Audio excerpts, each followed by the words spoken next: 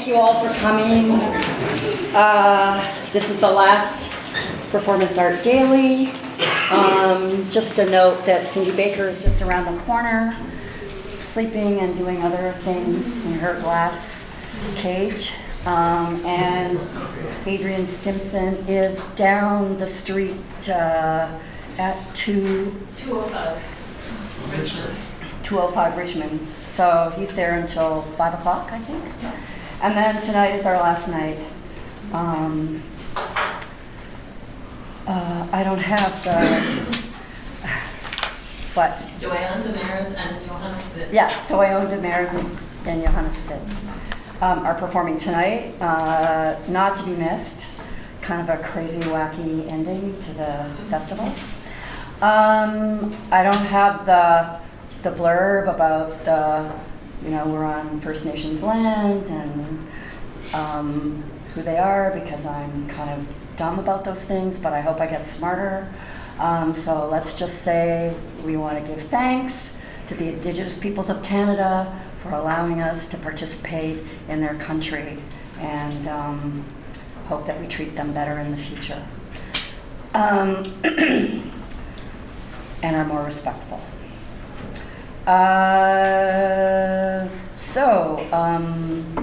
Today we have two lovely young women here, beautiful women, to talk about smart women, talented women, to talk about their work. And I was hoping to have less of a talk and more of a conversation. And I would also like to direct the conversation as much as possible to the work that they were showing at the festival, because I think sometimes we don't really talk about what we've just seen, right? And I think that might be an interesting thing to do. But on the other hand, I'm really easy to let it go.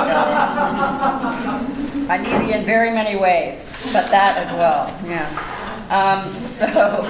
So what we've decided to do is Catherine is going to show some images of work that she's chosen to highlight, and then Annie's going to show some images, and then I'm going to ask them a leading question, and then I would much prefer then, rather than waiting to the end, if you have questions, that we kind of have a conversation. So is everyone agreeable to that?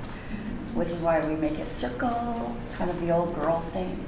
Okay, great. So Catherine. I'm gonna go first? Yeah, you go first. Okay.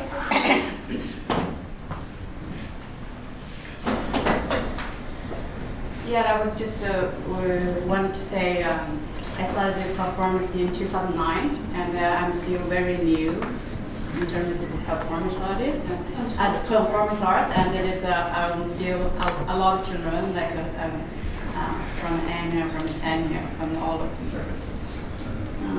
So because I look at the topic is about addressing cultural heritage through the performance. So I was started to think about what is my cultural heritage.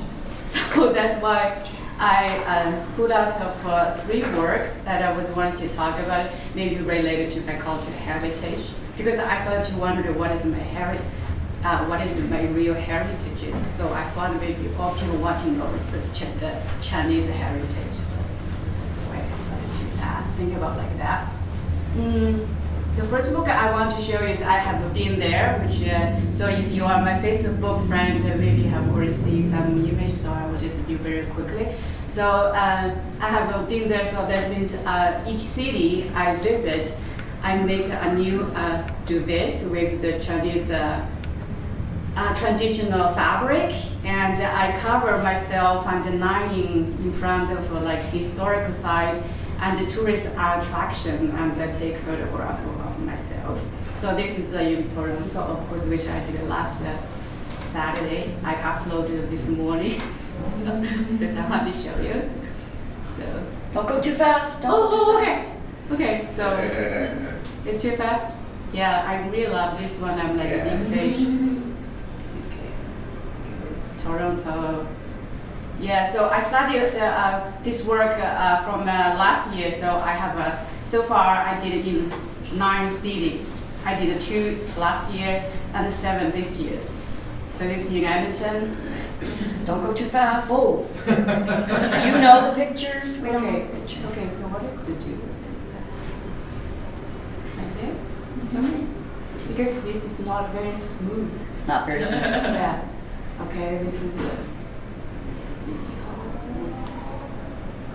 just cover images and this is in London, which I did in August.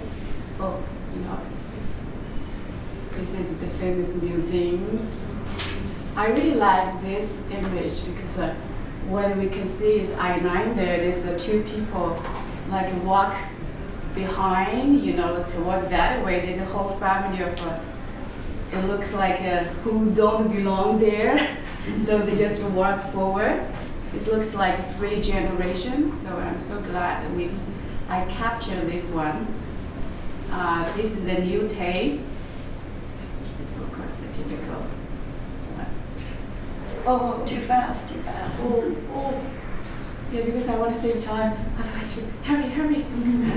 Don't hurry. Okay.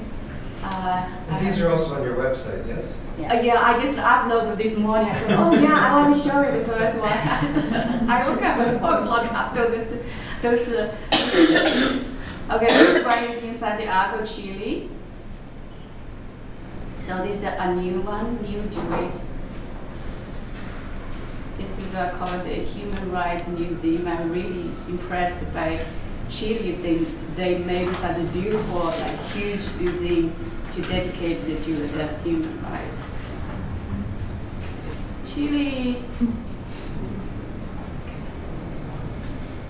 It's me, and I also really like this one. You can see I was lying there, and nobody looked at me. They were at the church. So, and the couple there. This is in Chicago. So, which I did last year, this one.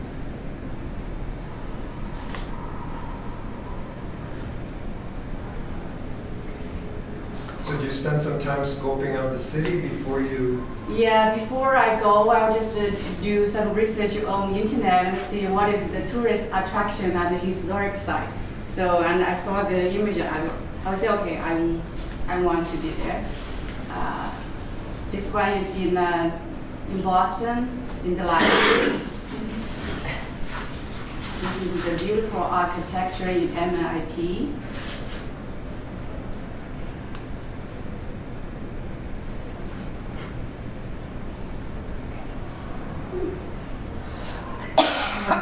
Okay, the last one.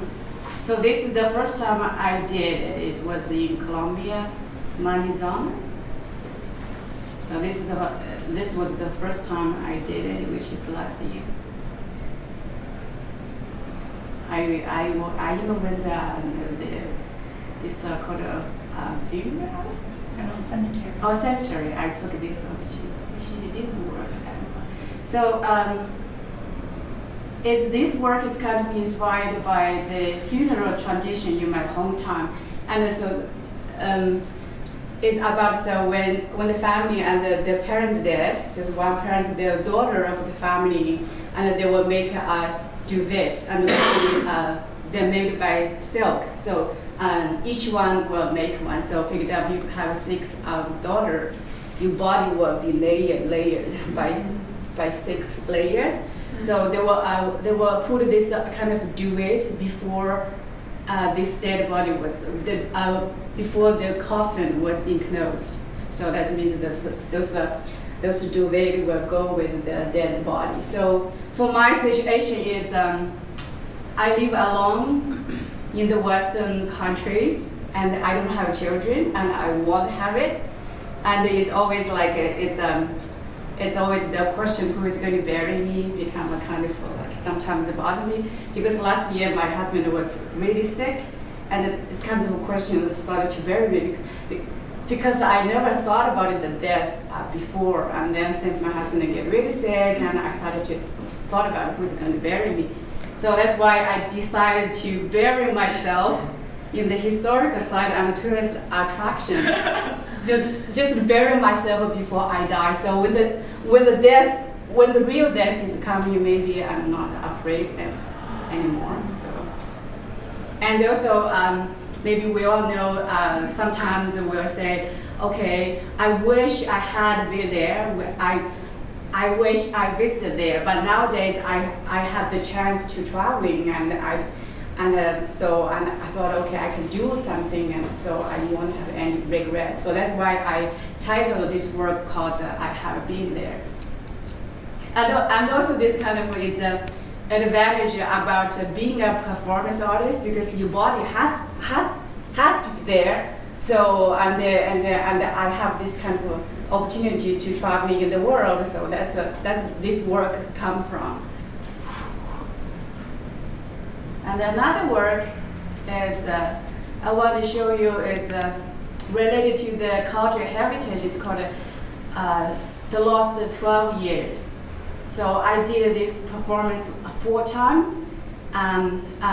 Each time I would develop, I would add more like gestures and actions. So this work, what I did, I made on the Chinese traditional painting, which relate, of course, the culture and heritage. But I have to say, this is real painting. People painted by the hand. And also there's a teapot, and there's a water guns there. So what I did is at the beginning, I started to pinch my forehead.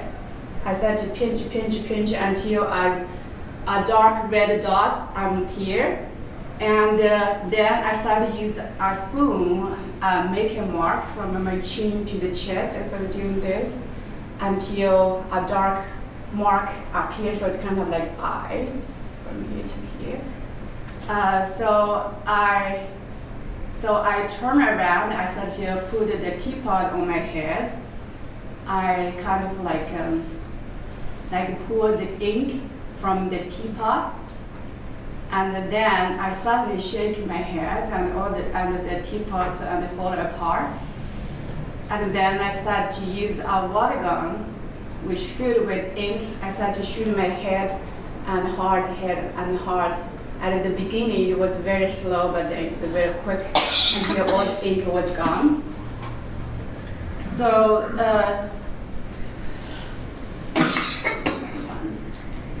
the concept of the performing the cultural heritage is embodied not only at the material I use, but also the gestures I do. So of course we can see the material is like Chinese painting and the ink, and also the teapot, all this stuff.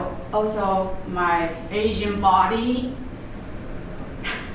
So and then and also some gestures I did. For example, the gestures I pinch my forehead is from my mother. She did when I was very young. So because in the village when we live, there's no, in the summer it was very hot. There's no fan, no air conditioner. When my mom feels sick, it's always like pinch. Or when she feel like a headache, she would do the same thing again, you know. And she also do like this here and here. And also on the back, because she cannot reach her back, so she would ask me to use a spoon to like scratch her back. So until like a dark line up here on her back.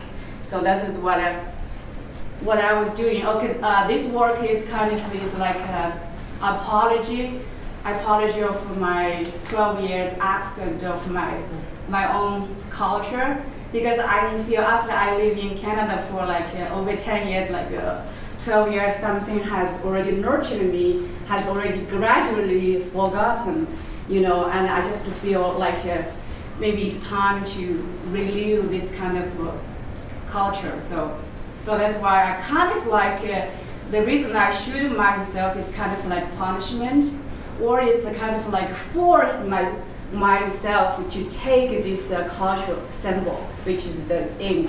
So I shoot my head and hard. Okay, this is the second one.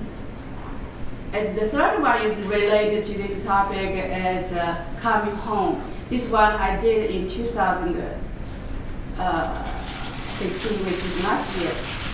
So what I did is I I have a big suitcase, which you can see, and inside of this suitcase, it's filled with rice and napkins. I made like 100 napkins with the fabric. So what I did is I take one napkin and put it on the floor, and I put some rice, and then I make rice ball, which is like that. And then I tied it to rice ball, and then I take the rice ball and put it on my head, and I start to call my name, like call myself to home. I would say, Chunhua, coming home, Chunhua, coming home, like 3 times. So after that, I put the rice ball on the floor and continue doing it.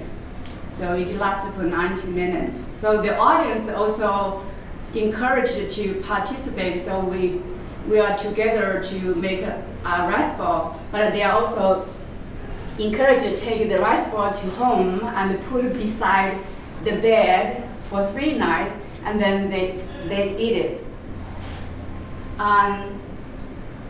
It's the reason I do that is also come from it's kind of a heritage or a culture.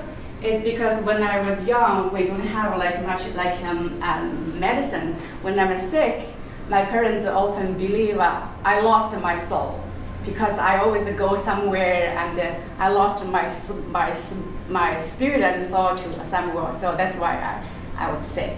So what did they do? They will ask me. They will take my napkin and they put the rice on the napkin and tie the rice ball. And when the day get dark, my father is not. So he would go outside and he will call my name, like Chunhua coming home, Chunhua coming home, Chunhua coming home, like 3 times. And then he came to me and put the rice ball on my head, and then he said something, but I never understood. And then he will untie the rice, and he will look at the rice. He was trying to find where I lost my soul. So it's kind of funny, you know. So he would say that, and then he tied it again, and he will go outside again with the direction where the rice indicate. Oh, that's ridiculous. Oh no. And then he would call my name again to come home. So he would do that for 3 times, and then he would say, okay, put my rice ball beside my bed and sleep with it like 3 to 7 days, and then your soul will come back. That is what he believes.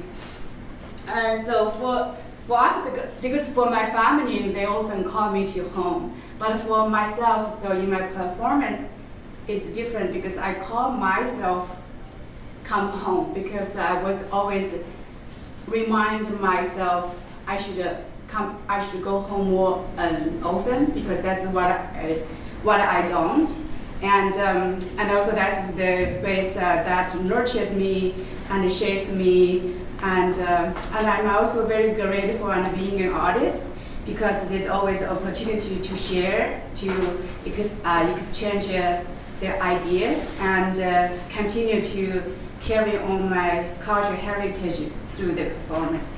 Thank you.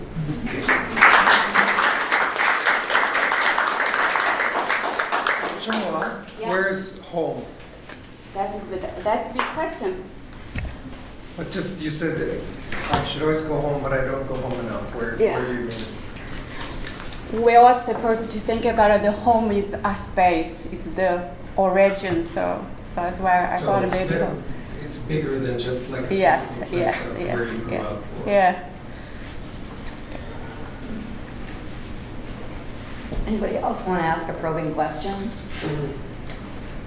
Okay. All right, Annie, Cheung, we're on. I'm on. So I'll just share some words. Thank you, Catherine. You're welcome. So I started off doing performances in school years ago, and this is one of the really early video works. So I I don't do a lot of live performance in front of audiences. I'm a bit shy about that, and I like to perform for the camera mainly. So this is one of the really early works where I'm investigating language. I grew up in Toronto, but we moved here. I moved here with my parents when I was little. So they didn't speak fluent English, and I was learning English in school. So a lot of my work has to do with communication, language, and sort of assembling fragments together to form meaning. So this work in particular was me obstructing my tongue and trying to do something as simple as the alphabet. So I just go through the alphabet, and then I just tried to repeat and repeat until it, until I worked it out. So it's a bit of an exercise.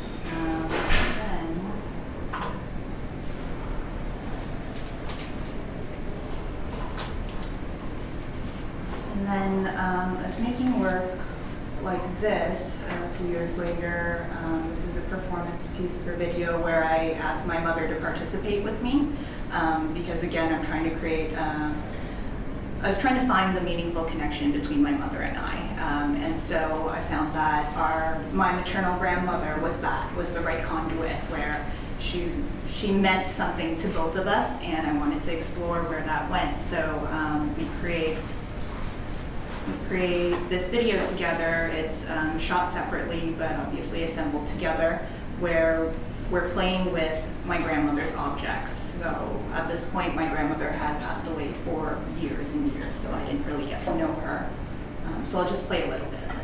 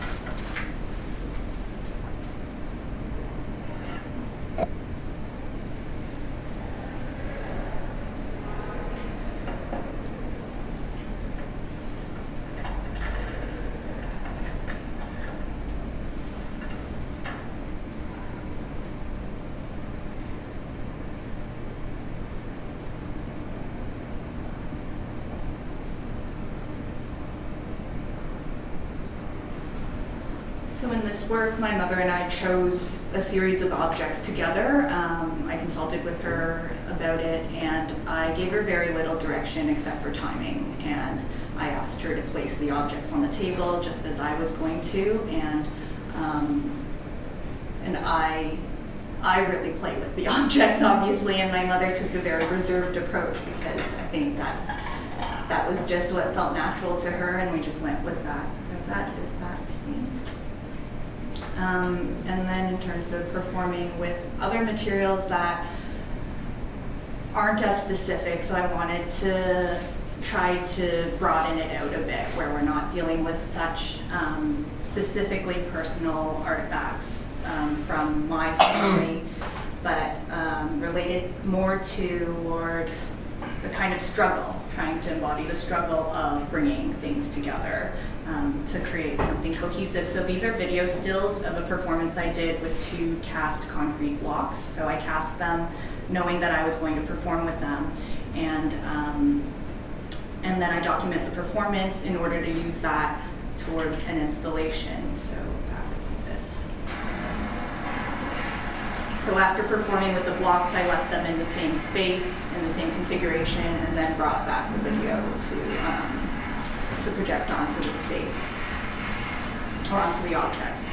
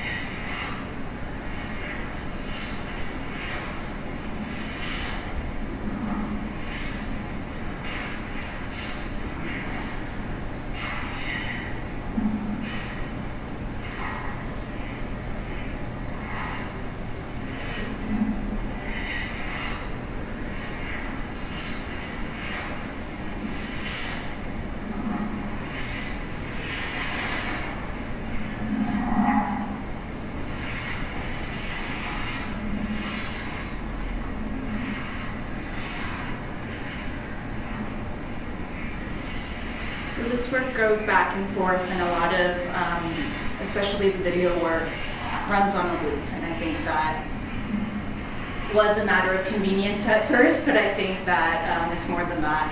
That is how I feel that relationship to the struggle is. It's a constant back and forth, and so this work goes back and forth. And so in terms of performance and performing not for audiences, but kind of for myself, but just into space, this work was done for a project called Field Trip Project, and these Rondasuru backpacks were being repurposed as art objects, and they were going to travel around different affected areas in Japan. And a lot of, you might already know about the project. I know Shannon did a backpack as well. So what I decided to make was a sounding performance object that, and I had wrestled with the idea of documenting it. Was it important to document the sound as it traveled through space, through Japan? And I decided against it. I thought it would be, it is what it is. You're wearing it, and the idea is that you're moving through an environment, and it's creating a sound that is just given to the space. So what I ended up doing for myself, though, my own delivery of the work to the curator, Daisuke, was to document it and create a video work from that documentation. So although this is highly altered, I still consider it as a document of that performance, in the sense that it's not about what I see as I'm moving, it's just what I hear, and trying to create the feel of it. And when I watch this back, I do remember it really clearly, and it gives me just enough clues to know where I was traveling, how it felt, how the wind felt, the spaces that I moved past that were under construction, so I could hear that as the sound is bouncing back to me. So what's the image we're looking at?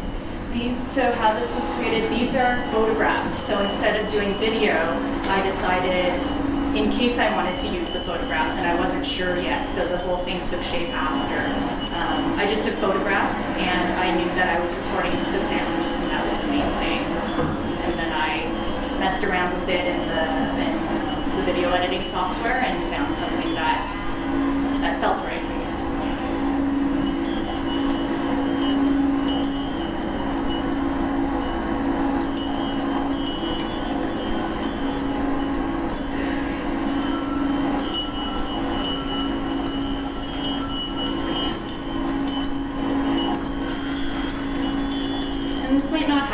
Direct relationship to my background, my ethnicity, and being Chinese. It has more to do with memory, I think, and experience and memory, and how those things can relate and form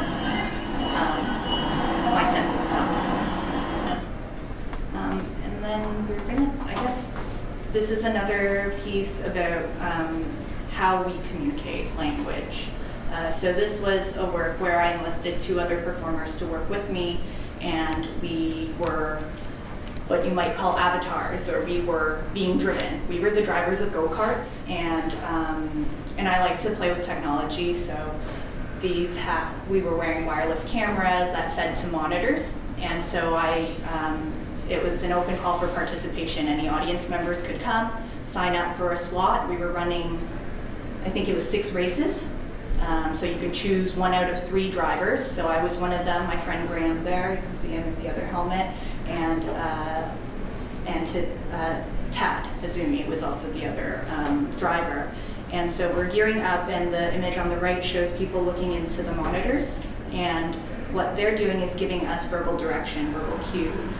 And because I had no idea how this would go, I had a list of phrases, because I worked through it, and I was like, what if people don't know how to direct each other, you know? It's hard to give clear instructions. Like, even the simplest instructions can be difficult to grasp, you know? I said to my class the other day, okay, take your cursor and draw a half circle.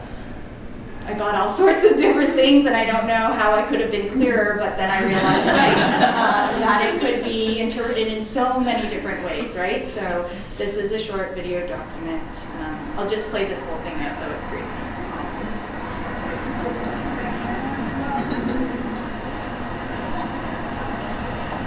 Oh, and I should say, one of the main pieces of this is we're completely reliant on the verbal cues given to us, because I blacked out our sunglasses. The shades are not simply for good looks. It was my disguise so that the go-kart track operators didn't know that we were essentially blindfolded. And just to be responsible, I rented out the whole track so that we wouldn't be interfering with the people using the track.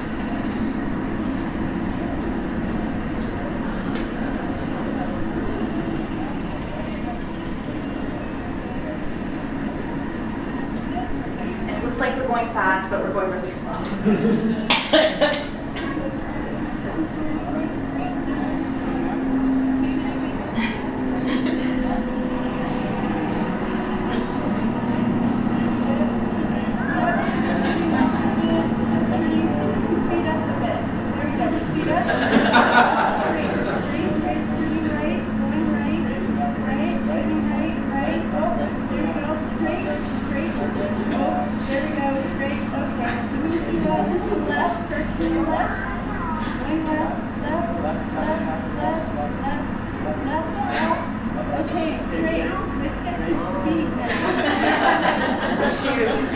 She was driving me, and we won.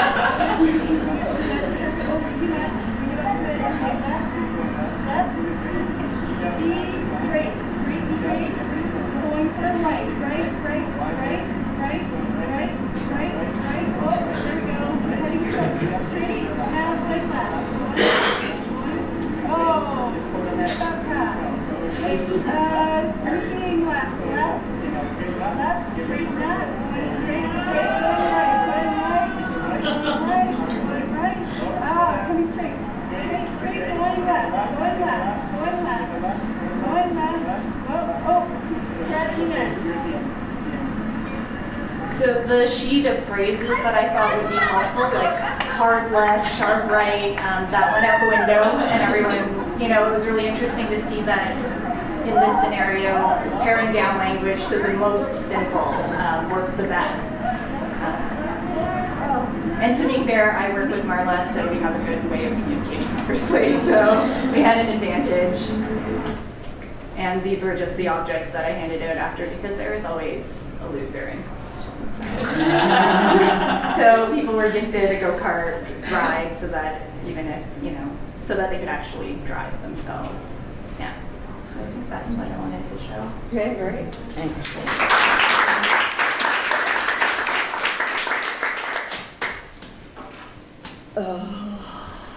So can I just ask, so you were driving, but there was a passenger and people volunteered to be the passengers? No one was a passenger, so each driver operated the car on their own. Oh, I see. And then the people who were giving instruction were at that station remotely speaking into walkie-talkies that we had. Right, so you were paired with Marla, but then with the next driver, who would they be paired with? They get to choose out of the three of us, so people did choose different drivers and had, and when you're playing video games, your favorite, kind of who you might want to race and who you want to bet on, so yeah. So what was the sensation of driving blind like?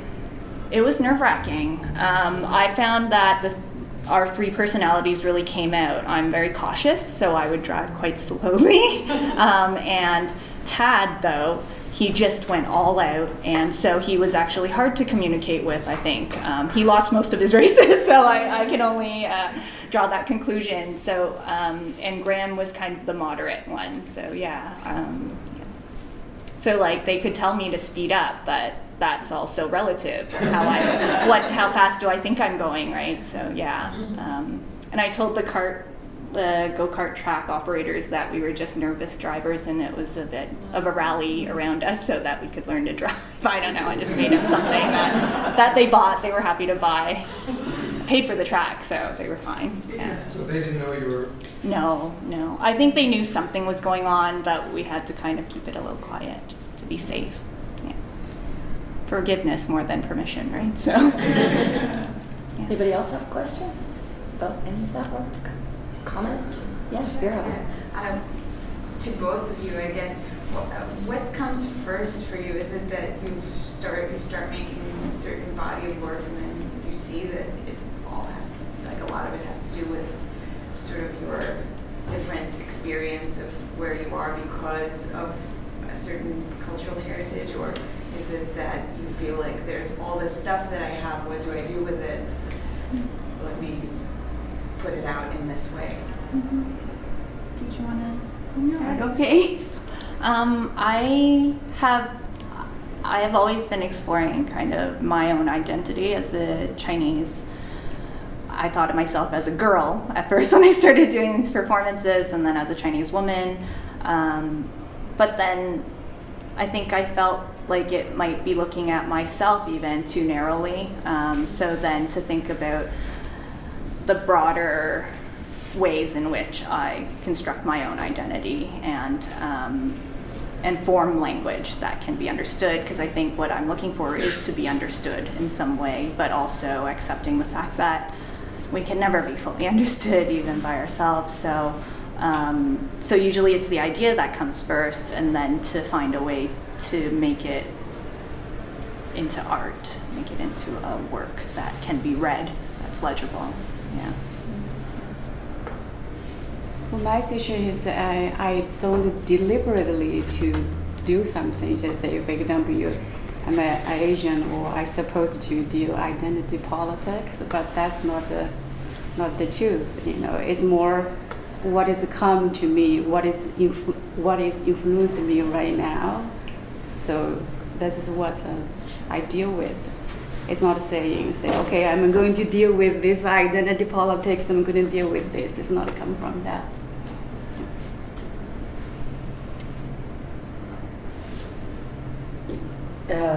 Well, This question's for Annie.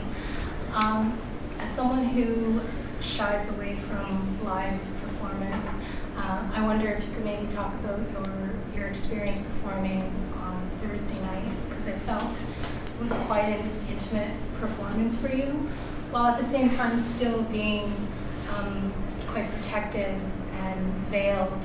And I wonder if you could maybe discuss some of your choices in structuring that performance, and yeah. Okay. Yeah, I think when I was invited to the performance festival, I had a different idea in mind, which was more social. And I realized that wasn't vulnerable enough, let's say. And I got some feedback, talking to people about work is important, and one thing that stuck with me that someone had said to me was whether I was challenging myself enough and whether I'm scared enough. And so I made choices that made me really scared. So I was very scared to do that performance on Thursday night. And it's because it for me, it delves into my relationship with my father, who is still alive. It's just that we don't have intimacy in our relationship, and that's part of what I talk about in the letter. And why I don't have intimacy with my father or with others, possibly because I'm a reserved person. I can accept that about myself, that sometimes I have a hard time finding the right words to make connections, and so I use my father as the model for that.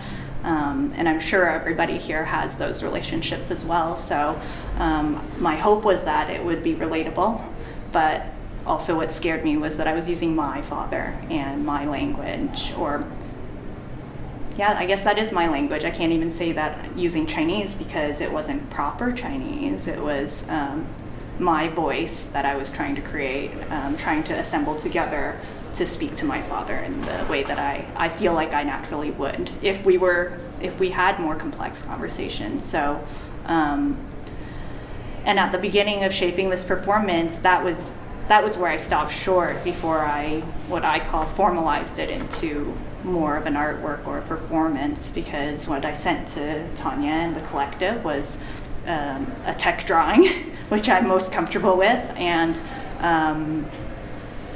at first I was just going to be kind of a blob in the middle of the space with projectors and cables, and that was it. But then I realized that use my body and to configure it is the work of the artist. Like, we can throw a bunch of crap into a bowl, but what are we picking and choosing and giving more or less weight to? So a lot of those cues, like the paper, that template in particular is the way that I learned how to write Chinese in Chinese school in Toronto. It's a Taiwanese style of, it's called Zuyin Fu Hao. So those narrow columns there are meant for phonetics. So there's a whole alphabet for phonetics to teach you how to pronounce things. So my strength in Chinese school has always been pronunciation and calligraphy. But the missing part is I have no vocabulary and I don't have grammar. So then what do you do with those two other parts, and how do I fill in those gaps to make meaning that can be understood? So Yeah. There was a part that I couldn't quite decipher, which was the significance of the progression and the cardboard box at the end that was playing a video through it, or like multiple videos through a people. I just kind of wanted to hear you talk a little bit about, I guess, what was the significance of the box, and like what the significance of moving toward the box as you progressed through the writing was. I was getting closer to the box, I thought. I never made it, which is kind of, I guess, the poetry of that piece, that that it's imperfect, that I couldn't guess how much I could get through, how close I could get.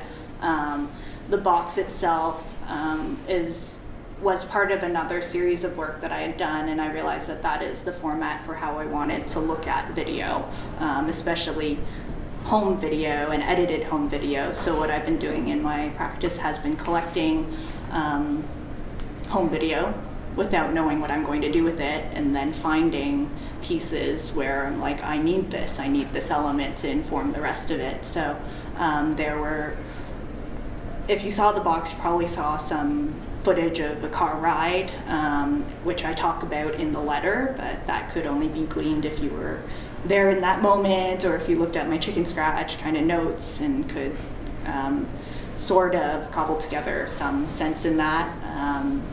And the linearity of the table, I wanted to move, and I thought that idea of movement needed to be there to activate the space, but also the performance itself, where I'm not just stationary. The whole idea is moving towards something. So I thought the piece was really elegant and beautiful, very controlled. You're a control freak, I know you.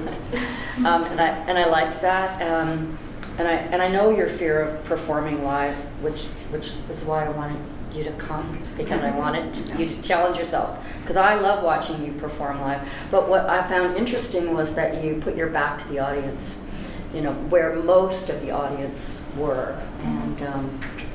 And also the thing that I find interesting is that there was all that technology. It was kind of wonky. It wasn't like really tidy technology. So what was on the table, what was by hand, was very tactile and visceral. But what was up there was just kind of a bit of a mess. And it was hard to figure out what was going on when you first came in. You didn't, like, what was that iPad telling me? And anyway, I just wanted to make those comments and wanted to ask you why you put your back to the audience. because I needed to hang on to some of my comforts, I suppose, but also the space sort of dictated how I had a couple of things for sure I wanted to start from the right end of the table to the left, because that's the natural writing directionality of Chinese language. And I wanted the box to be on the far end from the entrance. So those things kind of were sort of determined how to place the table. I think we, in discussion with Angelo and Dave and collective members who were present, We wanted not to be on, I didn't want to be on a stage per se. I wanted the floor to be a bit more inviting, that people could come close, because the box itself demands a one-to-one relationship, and if you want to see what I'm writing or even try to understand what it is I'm writing, you'd have to come in and take a look at the sort of little clues that I was leaving for an audience, but also those were for me. I can't remember the translations after they're translated, so when I would look at the iPad to write something in Chinese, because the iPad has this awesome, I don't know if you write Chinese yourself?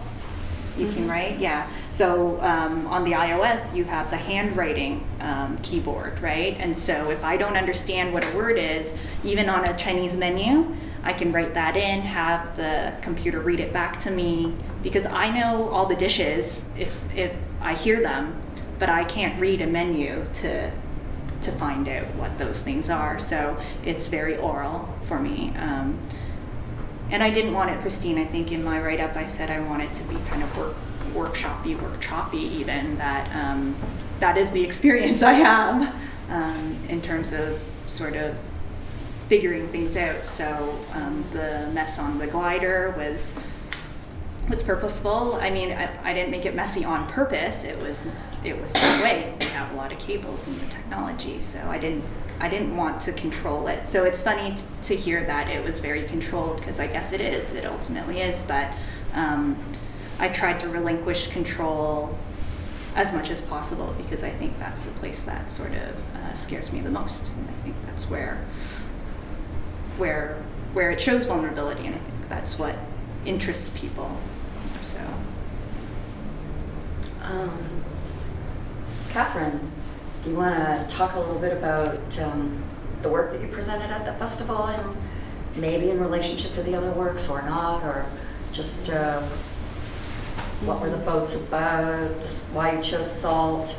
You know, some of those, salt is a material that that you see in many performances. It's a common thing. I also like that you both used the tables, you know. That was easy shopping. Thank you very much for that. thanks for getting them. And I just want to elaborate a little bit. These performances I developed in London in August. This actually was the second time I performed. So I was kind of invited by an independent curator in London. So of course it's a great opportunity to make a new work. So it was the first time I went to London. So what I did is, the first thing I did is I Googled Chinese community in UK. So what it came up, it just tell me the history of about Chinese immigration. It says at the beginning, when the Chinese people come to the UK, their job is make boat. So that's why the boat is there.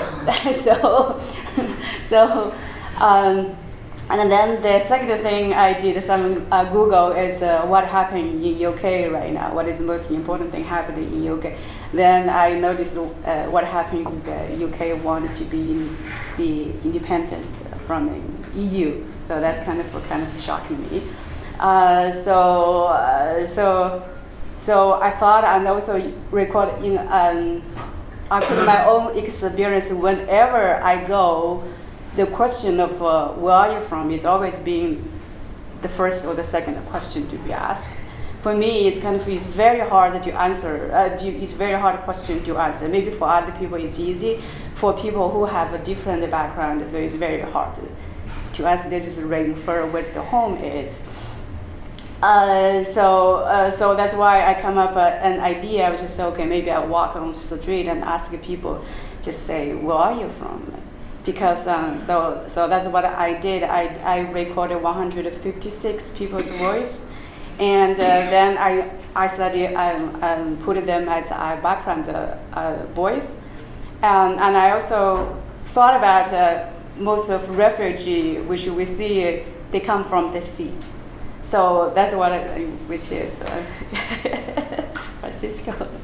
And then I was I thought, okay, if one day, if the sea is dry and become the salt, and it will help the journey of the refugee of the immigration. I don't know. I will just come up with this idea. Just wonder, what if the sea it was dry? So that's why the thought came from. It becomes like a desert. Yeah. But maybe it's not helpful. But it's make it harder. The journey of immigration maybe it's harder. And I also think about every time I get to ask where are you from, I think it's very hard to answer because people really want to know is where I really come from. It's not when people ask me where I come from, I always say I come from Montreal because that's the city I'm living right now. But actually, that's not what they want. During the festival and the 2 nights ago, and there's a guy who asked me the same question. And I think maybe he didn't see my performance. He was just asking me, saying, he didn't ask my name. And by his first question is, where are you from? So I started to laugh because this is the work I'm dealing with. And he was say, why you are laughing? What's your father and grandfather from? I was still laughing, because I think that's kind of interesting. You asked me, and then he added, "You're Asian. You must be from somewhere." So I know what answer he wanted. So I said I come from China. So I said I come from China. Okay, yeah, you come from China. Yeah, I love Chinese food. And also when you ask people where are you from, for some people, in other words, is why you are here. So that's why sometimes when talking to people, maybe it's better not ask this question, because for some people, I totally understand why people ask. Because first of all, we want to get the conversation get started, and secondly, we're really curious about you. We want to know. But for other people, maybe like me, it's very hard question to answer. So why did you burn the boats? It's the bones. Is like where it's the color is kind of like it's not a pure red. It's like a pink. It's kind of like history. It's kind of washed out. It's like blood history for immigration or for refugees. Kind of wash it out. We burn the boat. Sometimes we try to forget about it. Anybody have any questions for Paul? Yeah, Annie, it's interesting. You showed a video that had your mom in it, and then I'm assuming in that car ride that's your family that's speaking. Is that correct? It can be read that way. But what it is me and my dad spending the longest day we've ever spent together, ever. It wasn't unpleasant, but it's unusual to spend a full day with him. Yeah. Because my parents would never, ever be willing to be in any kind of work that I would do. In fact, they'd never even come to a performance I've done. But so I'm always curious when people have a relationship with their family, that their family is interested to be in their work. I don't know how supportive they are of are they okay to come to the show and see themselves in the work, or is it's okay to do the work but they don't want to see it themselves, or what kind of relationship you have, how you negotiate that even of Mom, I want to do a video with you in it, That very first, the video of my mom and I dealing with her mother's objects, that was the first formal sort of invitation I made, and I was very scared to do it. That's a common theme. I'm very scared of many things, everybody. But yeah, it made me really nervous because my parents have a tendency to say no. And I was very surprised that my mom said yes for that video. And from there, I realized it was just about the way that I approach it. It needs to be open enough to respect a certain comfort level. I was kind of smiling to myself as you asked that, because the reality is, and we might talk about ethics here, but my father doesn't know he's in the work. He doesn't even know that I've made this work about him yet until I deliver it to him. And I've been trying to sort out when that would be, because to give him the letter, I think would just it's a little too heavy without a context to give him background on what it was I was doing. So my dad doesn't know he's in the work. But the funny thing is, my mom and I have built a relationship so far, a dialogue about my art practice that I'm proud of, because she shot that video of them opening. What that video is, if it's not very clear, I'll tell you what it is now, is that they're opening a parcel from me that I sent from Halifax. So I moved there 4 years ago, and I sent them some little gifts, food, things like that. And I, for that parcel, wrote them a letter in Chinese, and I did this, what you saw in the performance, but at home at my desk, and much less beautiful, I guess. But I sent it to them, and my mom somehow knew that I would love to see that occasion, and she set up her phone camera, iPad camera. She loves her iPad. And documented it for me like a spy cam. And so if you get a chance to look at it again, you'll notice her shooting sideways glances at the camera, like, rolling her eyes about my dad's reaction and such. But really, the part that stirred me was that my mom says, and she chuckles, "Oh, why is it in Chinese? Oh, and it's long too, and she's written it well. Oh," because I took 9 years of Chinese school, and for 6 of those years I didn't want to be there, so I didn't retain very much, and that's why my Chinese skills are lacking. But then my dad's response to her was, "Well, how hard could it be? With computers nowadays, you can translate anything."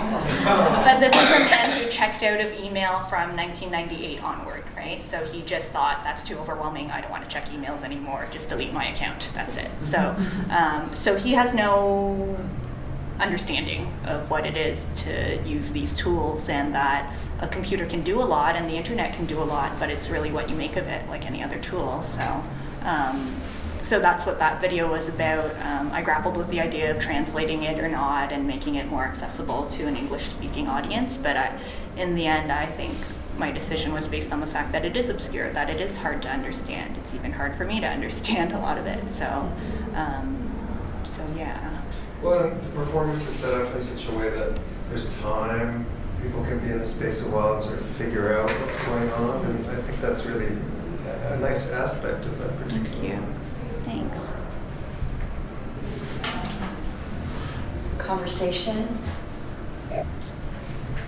In the words of Laurie Anderson, the lost art of conversation. That time period, I appreciated in Catherine's piece as well, the length of time and the gesture of standing behind the table. That was very, and repeated over a long period of time as well. So it really gave a gravity to the work, to the attention and space. I'm curious about the physical gesture, about, it looks almost like a traditional, almost magician's gesture in a way. What was the... Oh, the first, it's kind of like have a 4 or 5 chapters, so each one I started to measure the table. I actually is trying to measure the length of the sea of the table, the length of or history was something. So, and I was trying to apply the immigration policy or refugee policy towards immigration, just something. So one is entry, one is no. Sometimes they play, okay, everybody is welcome to our country, but then at the end of the day, they say no. So it's more play about that, gestures. Yeah. So this was a measuring. Yeah, it's like measuring. So how long it is? I have a question for the both of you. As an artist who also deals with their cultural heritage, using references that come naturally, I've increasingly become, worried about how that's taken. So I was wondering if either one of you ever feels discomfort in using that, bank of resources that you have at hand. What kind of resource you mentioned? Well, just references to your Chinese culture that you use in your work. So you mean if how I'm going to use it, or how? No, if you ever are worried about whether viewers will, I don't know, in some ways pigeonhole you into a specific category of an artist, or question why you're using those kinds of references? Mm-hmm. I think I use it is more related to what that moment I feel is supposed to be there. I know that people has kind of expectation toward what kind of work you're supposed to make as an Asian Canadian artist, you know. But I would try my best to not fall into that category. I think I started with, I think we all learn language through symbols. So when I was trying to learn about my Chineseness, I grabbed at any symbols around me that I felt an affinity to, that I felt were speaking to my efforts. And so like the objects that I chose with my mom, some of them read as from a Chinese household, but some of them don't, right? And both my parents came from countries that have a colonial history too, so there's a lot of texture there that's different. So when I was doing work earlier on, I was using a lot of things like I dressed my mom in one piece. So my mom and I have done 3 or 4 pieces together. 3 of them were videos and 1 of them was live, but I dressed her in a Cheung, like Chinese dress, and that piece was called Women. I ended up calling it Women We Want to Be because it was the truth, you know. It was this maternal relationship, that there's a respect for tradition and all these things, but the reality is that's what we want. That's not what we are. And so some of the work that I showed today, it kind of pulls away from that, because I didn't want to just speak to traditions that I really don't know a whole lot about. I'm actually, I have a lot of misunderstandings about the Chinese traditions and things like that. So yeah, I do worry about, you know, misrepresenting or being taken as a representation of what a Chinese Canadian woman ought to be like, or what that experience is. And so my choices for Thursday's performance was to be myself as much as possible, and maybe that's what made me so uncomfortable, but I think that was what made it work for me, that I could not have that worry, that this is so specific to my experience and how I am in every day, I guess. Vera. Just to comment on your question too, I think maybe the worry is that it will either become a caricature or be just completely opaque and not understood, whatever cultural references you are making. So I think maybe, yeah, like it's also kind of a question for me. How do you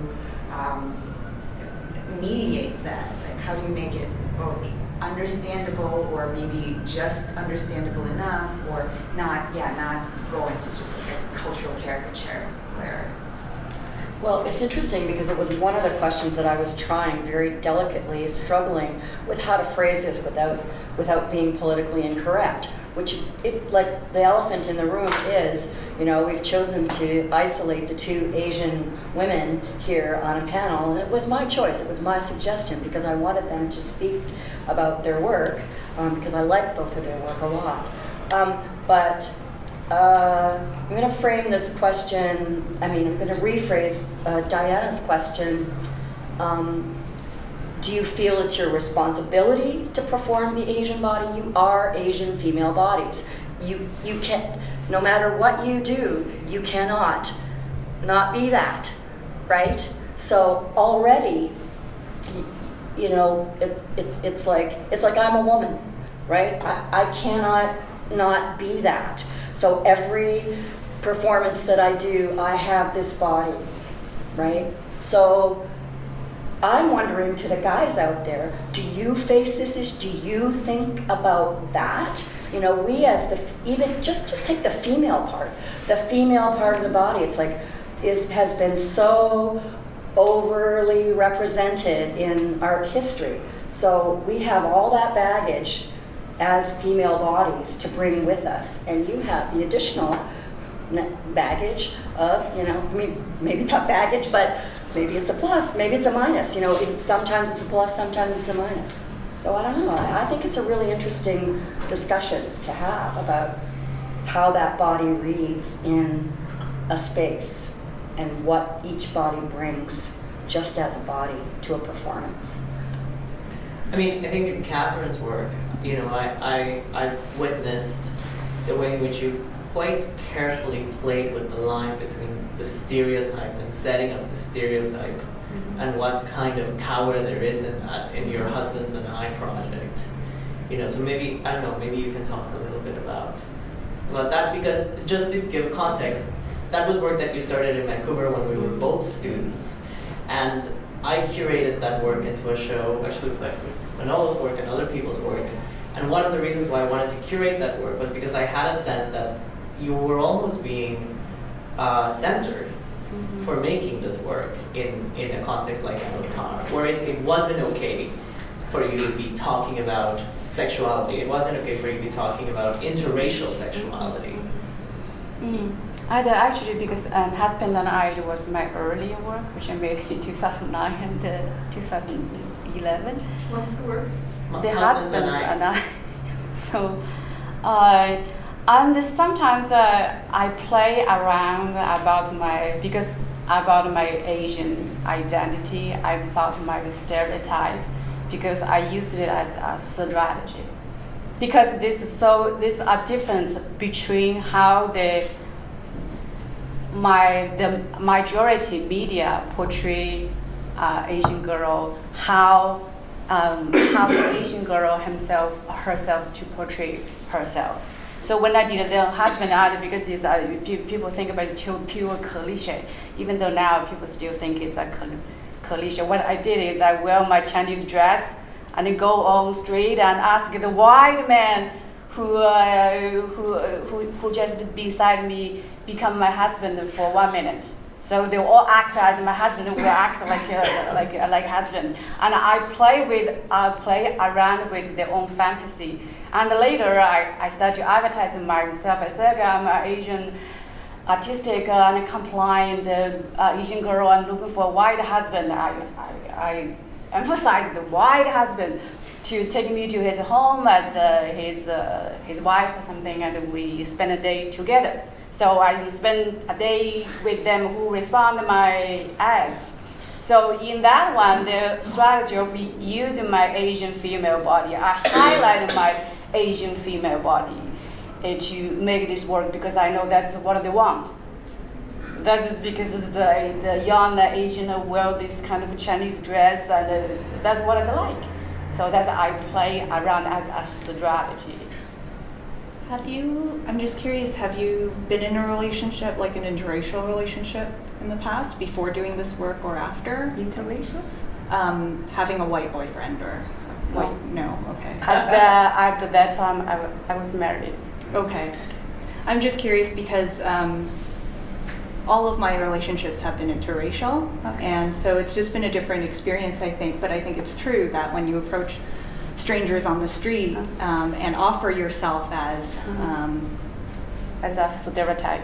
Yeah, as a token of, I can be your Asian, you be my rice king, I'll be your Asian, that sets up a certain dynamic already that actually asks for a certain kind of behavior response. Yeah. So, but at the same time, when I say the term rice king, that, one of my ex-boyfriends, we joke that's what he has become.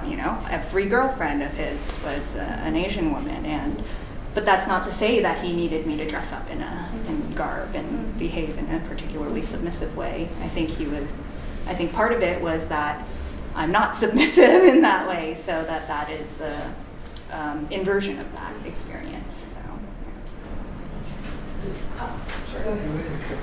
Well, two things, because I'd like to hear men in the room who perform answer Tanya's question. But before we go there, Could you talk a bit about the response that you got? This invitation was, you made invitations on the street, and you made invitations on the internet? Yeah, there's two parts. The one part is I called 1 Million Husband, which is on the street. I ask the man to act as my husband. And another part is 1 day husband, so which I spend there with them. And could you talk about the response then? Okay, so the response at the beginning, there's lots of people say, yes, I would love to. But for myself, I told them exactly, okay, we spend a day together, the camera must be there. So that camera must be there. The fact that the camera must be there reject lots of people. They would just say, oh, I would perfectly be happy to spend a day with you without a camera. But I said, no, the camera must be there. So that's why some people did that is because for our sake, because they know it's a performance art. But some people. So they did know it was a performance. Yeah. So some people, it's not all, but some people really just want to spend a day with me. You know, maybe it's their own fantasy, and some of them, I think they were just lonely. They want to spend a day with a girl, and even though it's in a performance. Was anyone angry with you or disappointed? No, after that, because the one reason I pull out myself is I realize some people are really lonely people. If they were not lonely, I probably would never have a chance to spend a day with them, except those people who think it's a performance art. And there's a couple of people kind of like dependent kind of attachment. And they want to continue the relationship, but for me it's impossible to continue. Yeah. Did you have to deal with unwanted touch? It's part of it.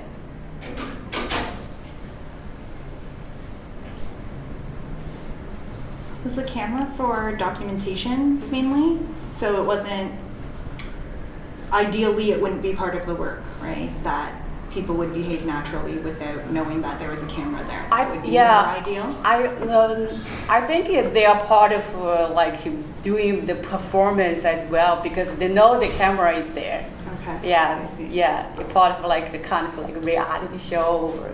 Okay. Yeah. So for them, I think, yeah. And we showed the video. We showed the video in Vancouver. Yeah. Jessica?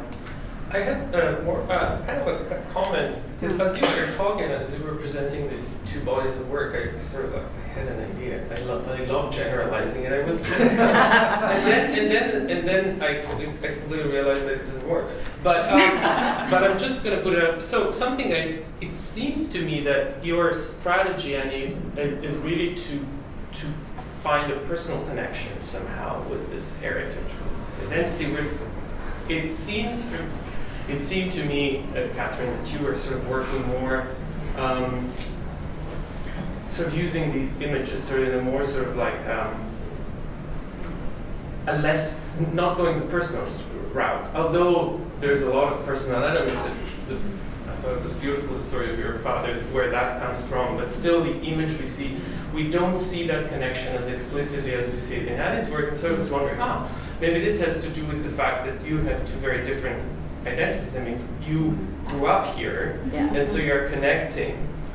And so I was wondering if that is what makes this more personal connection, whereas for you it's like you grew up somewhere else and you came here, and then I was just, no, that doesn't work because I'm in your position of having using this strategy.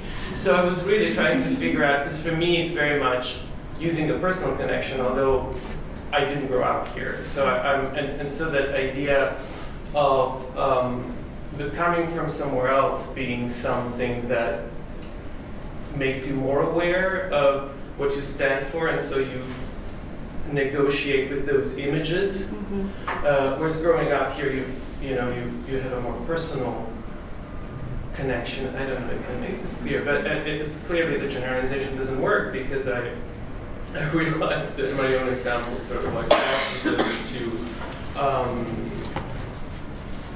things, but I don't know. It's more of a